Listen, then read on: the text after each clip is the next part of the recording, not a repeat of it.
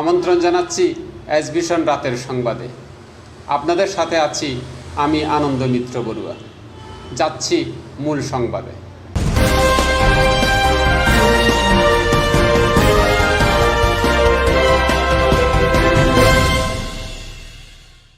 সারা দেশের ন্যায় কক্সবাজারেও পালিত হয়েছে মাদক, জঙ্গি, সন্ত্রাস, দর্শন ও নির্যাতন বিরোধী বিট পুলিশিং সভা।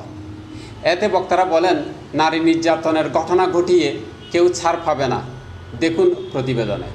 সারা দেশের ন্যায় কক্সবাজারও পালিত হচ্ছে মাদক, জঙ্গি, সন্ত্রাস, ধর্ষণ ও নির্যাতন বিরোধী বিট পুলিশিং সভা। দুপুরে কক্সবাজার সদর মডেল থানার আওতায় ট্রাফিক পুলিশ কার্যালয় প্রাঙ্গণে ৩ নং বিটের উদ্যোগে আয়োজিত অনুষ্ঠানে বক্তব্য রাখেন কক্সবাজার পৌর মেয়র ও জেলা আওয়ামী লীগের সাধারণ সম্পাদক মুজিবুর রহমান, অতিরিক্ত পুলিশ সুপার রফিকুল ইসলাম, অতিরিক্ত police super crime Pankaj Barua, Cox's Bazar সদর থানার ভারপ্রাপ্ত কর্মকর্তা শেখ মুনিরুল গিয়াস, কক্সবাজার পৌরসভার প্যানেল মেয়র শাহানা আক্তার পাখি, কক্সবাজার সদর মডেল থানার ওসি দুলাল চন্দ্র সহ শিক্ষার্থীরা এতে বক্তব্য রাখেন।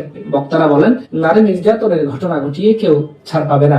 নারী নির্যাতন ও নারীর প্রতি সহিংসতা প্রতিরোধে যে আইন করা হয়েছে সে আইন প্রতিষ্ঠায় জেলা পুলিশ কাজ করে যাচ্ছে। কোথাও আইনের ব্যত্যয় ঘটলে পুলিশকে জানানো অনুরোধ জানান বক্তারা। কক্সবাজার জেলার ৮ থানা ছাড়াও ৯২টি বিটে এই কর্মসূচি পালিত হয়েছে। বিভিন্ন প্রিন্ট এবং ইলেকট্রনিক মিডিয়া সহ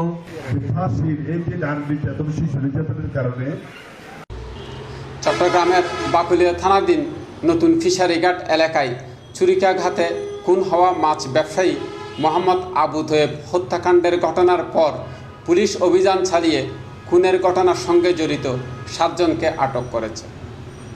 খুনের ঘটনার সঙ্গে জড়িত ৭ জনের প্রত্যেকের ৭ দিন করে রিমান্ড আবেদন করা হবে জানান সিএমপি উপ পুলিশ কমিশনার মেহেদি হাসান। বিস্তারিত প্রতিবেদনে।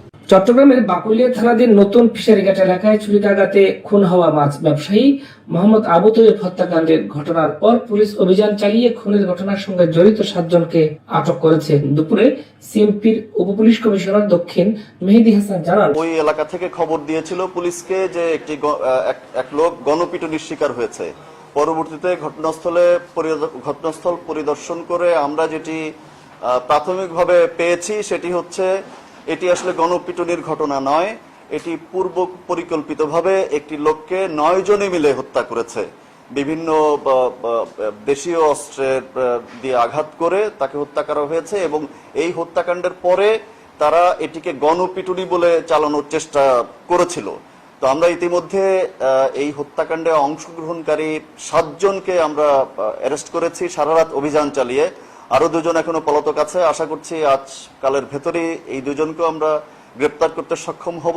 ঘটনার ৩ ঘন্টার মধ্যে প্রধান আসামি আক্তারকে আটক করা হয়। তার স্বীকারোক্তি মোতাবেক বিভিন্ন স্থানে অভিযান চালিয়ে বাকি ৬ জন সহ ৭ জনকে আটক করা হয়েছে।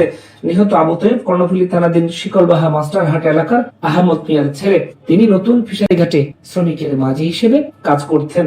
নতুন ফিশারিঘাট এলাকায় প্রতিপক্ষের সঙ্গে বিরোধের জেরে মোহাম্মদ আবু তৈয়ব খুন হন। খুনের ঘটনার সঙ্গে জড়িত ৭ জনের প্রত্যেককে ৭ দিন করে রিমান্ড আবেদন করা হবে জানান তিনি। স্বরাষ্ট্রমন্ত্রী আসাদুজ্জামান খান এমপি বান্দরবান সহ ৩ পার্বত্য জেলা পর্যটন শিল্পে আরও এগিয়ে যাবে। গণপূর্ত বিভাগ ও স্বাস্থ্য অধিদপ্তর এর বাস্তবায়নে এবং বাংলাদেশ পুলিশের সার্বিক সহযোগিতায় ৯,৪৭,০০,০০০ টাকা ব্যয়ে নবনির্মিত থানচি থানা ভবনের ফলক উন্মোচন শেষে তিনি একথা বলেন। দেখুন প্রতিবেদনে। স্বরাষ্ট্র মন্ত্রণালয়ের মন্ত্রী আসাদুজ্জামান খান এমপি বলেছেন, প্রধানমন্ত্রীর নির্দেশে বান্দরবানের সীমান্ত রক্ষা এবং সীমান্ত আরো নিরাপত্তা জোরদার করার জন্য দুর্গম থানচি থেকে লিকরি পর্যন্ত সীমান্ত সড়ক নির্মাণ কাজ করা হচ্ছে। আর এই সীমান্ত সড়কের কাজ শেষ হলে বান্দরবানের নিরাপত্তা ব্যবস্থা আরো ভালো হবে এবং বান্দরবান সহ ৩ পার্বত্য জেলা পর্যটন শিল্প আরো এগিয়ে যাবে।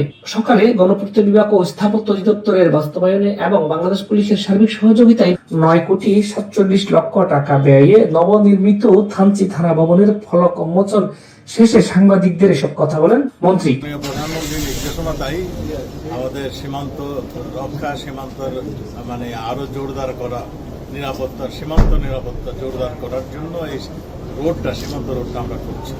আমরা আশা করছি খুব শীঘ্রই সীমান্ত রোডটা হয়ে যাবে। হয়ে গেলে এখানে আরো ইনভেস্টমেন্ট আসবে, আরো লোকজন পুঁজি নিয়ে আসবে, যাতে এই বান্দরবান এত সুন্দর জায়গা শুধু বান্দরবন না, খাগড়াছড়ি, রাঙামাটি সবই সুন্দর জায়গা। মানে নিরাপত্তার জন্য, আপনাদের নিরাপত্তার জন্য আমাদের যা যা করার আমরা সেগুলি আমরা করছি। আমাদের আইজিপি মহোদয় এখানে আছেন, আমাদের সিনিয়র সচিব এখানে আছেন, আমাদের স্বরাষ্ট্র মন্ত্রণালয়, এছাড়া আমরা সবাই মিলে এখানে বিজিবি, আর্মি সবাই মিলে এখানে এটাকে আরো নিরাপদ কিভাবে করা যায় সেটা আমরা পরিকল্পনা করছি।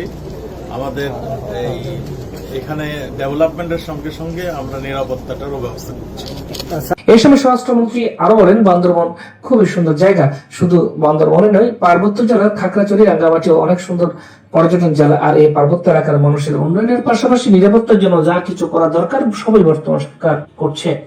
এই সময় স্বরাষ্ট্র মন্ত্রণালয়ের মন্ত্রী আসাদুজ্জামান খান এমপি ফিতাকে নবনির্মিত থানচি থানার নতুন ভবনের উদ্বোধন করেন। পরে থানা ভবনের সামনে বৃক্ষরোপণ এবং স্থানীয়দের সঙ্গে এক মত বিনিময় সভায় অনুষ্ঠানে যোগ দেন তিনি।